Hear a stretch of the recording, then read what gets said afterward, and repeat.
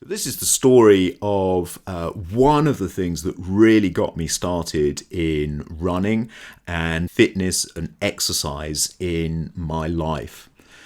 Everybody has these inspirational individuals that have helped them in their running journey. No matter who that is, for me, it was actually this gentleman, Sir Muir Gray. I went to one of his talks a few years ago about the importance of fitness and specifically the challenges of having an aging population and the importance of maintaining fitness in later life. I found this gentleman's approach really interesting and stimulating. So this talk, it's a synthesis of what he was talking about and putting his ideas and how he sees the importance of fitness into a video and sharing it with a wider audience. First, we have to think about, well, what actually is fitness? I think fitness means different things to different people. We can all of us have our own definition of what it is to be fit.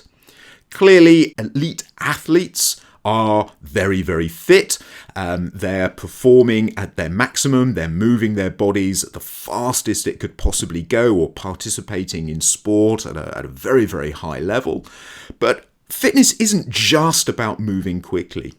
It's also about being able to move your body in the way that you would wish it to be able to move.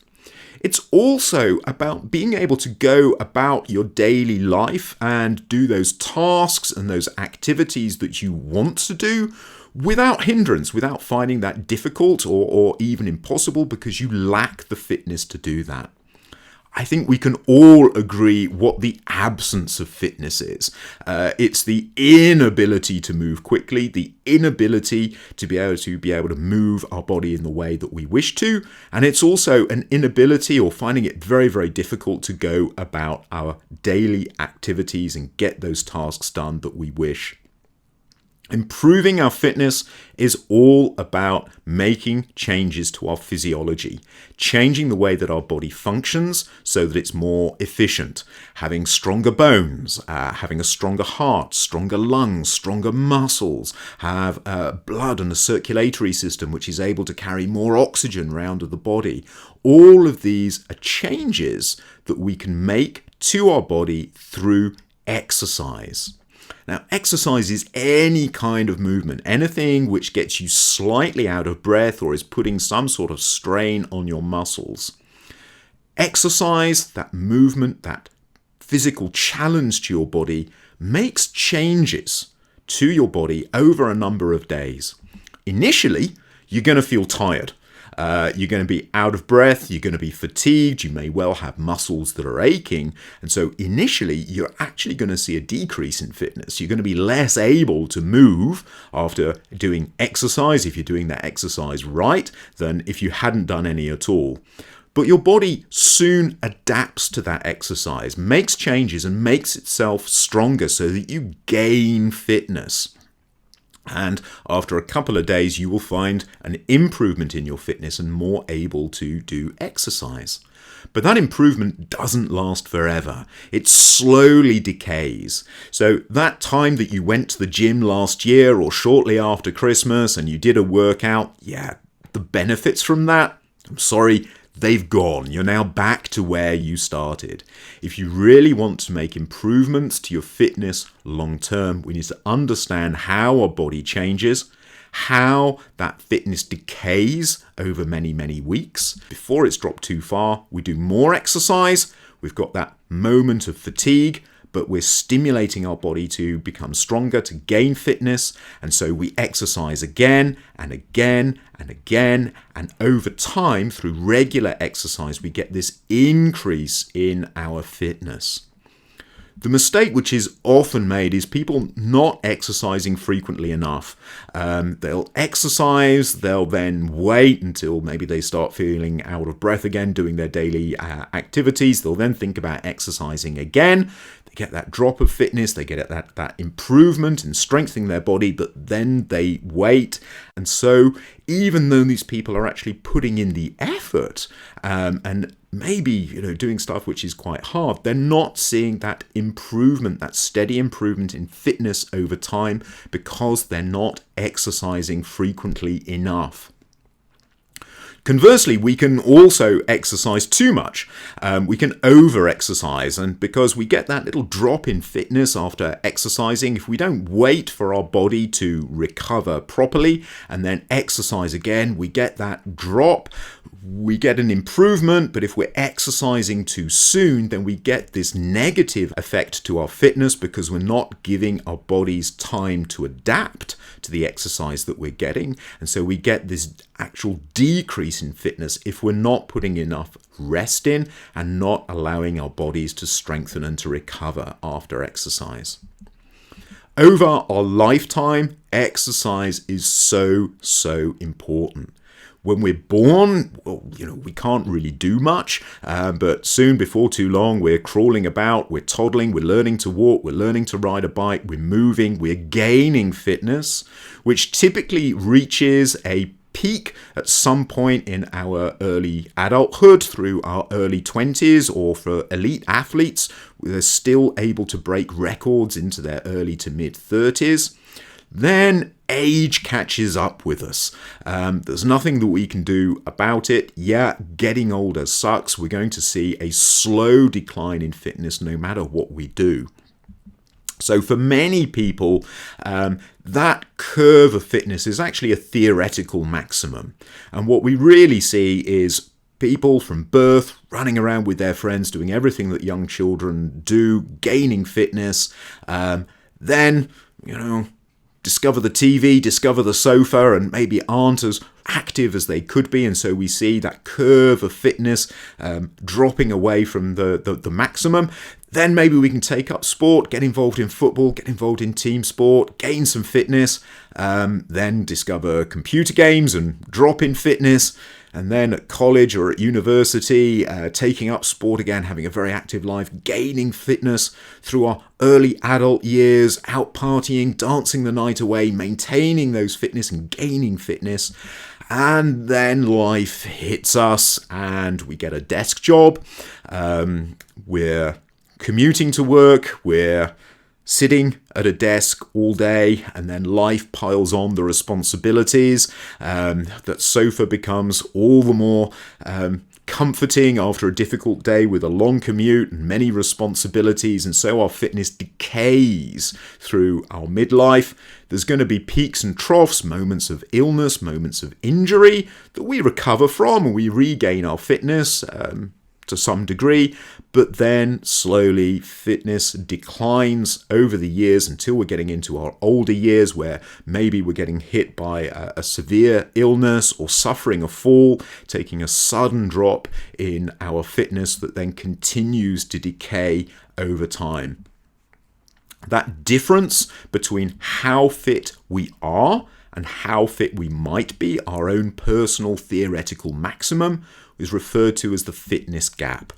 And what we need to do as individuals and also as a society is keep that fitness gap as small as we possibly can, because there is this red line of fitness that we don't want to slip below. This is the dreaded line of being able to get to the toilet in time.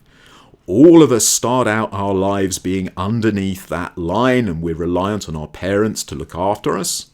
If in our later life we slip below that line, then we're going to suffer quite a significant decrease in our quality of life and will almost certainly require long-term residential nursing care. This is going to be difficult for the individuals concerned. It's also, as a society, very, very expensive.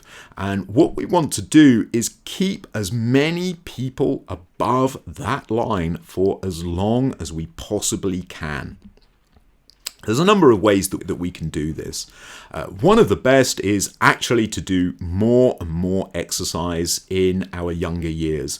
If we can increase our peak fitness and get as close as that theoretical maximum as we can in our younger years, then as life inevitably will challenge us and we're seeing that decay and those in our fitness and our changes to our lifestyle, even as we're suffering moments of illness and injury and recovery and decline and more significant injury and illnesses in later life, we're still maintaining our fitness way above that red line because we've put the effort in early on. We've banked that fitness in our early years.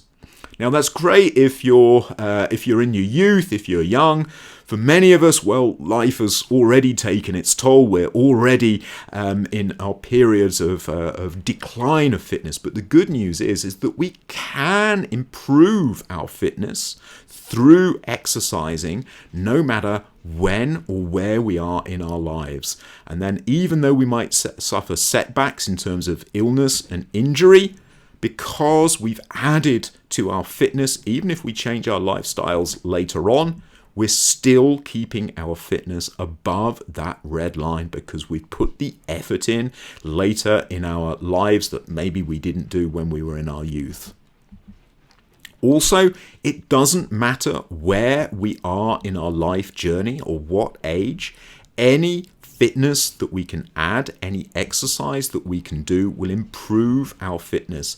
Even if we suffer injuries, if we're bouncing back and continuing to exercise, we're improving our fitness. We may well still suffer more significant illnesses later in life or falls or broken bones. But again, if we can keep exercising and keep maintaining our fitness, even though our total fitness will inevitably drop from our peak in early life, we're still keeping our fitness way, way above that red line, which is the most important thing that we can do. Exercise, it's not just for young, beautiful people. Athletes come in all shapes and sizes and all ages. Exercise doesn't have to mean athletics. Any form of activity which is putting us slightly out of breath and making us use those muscles so that we can feel that strain is good for us. And really, there's no excuse. It doesn't matter who you are, where you are in the world, what your age is, you can still find ways of being more active than you are now. Even just walking around, putting in a few extra steps a day, going for a walk around the block, a walk around the park, that is exercise, which is improving your fitness. So the most important thing that I can say to anyone is just get moving. Anyone who really is serious about improving their fitness, no matter where they are, I would definitely recommend searching out the Couch to 5K program. This is a program designed over 9 weeks to get you up off the couch from being a couch potato to being able to run 5 kilometers without stopping. One of the best versions of this program out there is offered by the NHS, the health system in the UK. It's entirely free. Just search for it. You'll find it. Follow the program and you will get yourself moving. Once you're approaching being able to run 5K, I would definitely recommend you to go out and find your local park run. This is now a global movement offered by people throughout the world in local parks, offering a timed run over 5 kilometers. You don't have to run it, you can walk it, you can mix in walking and running. It's timed so that you will see your improvement over time, and I can guarantee you will not be the slowest person on that course. All you have to do is get out there, get moving, and then who knows where that is going to take you. For me, it's got me up off the sofa, out of the house, running races, and it really has changed my life. And hopefully this is going to make those long-term changes that I'm really, really going to thank myself for later in life.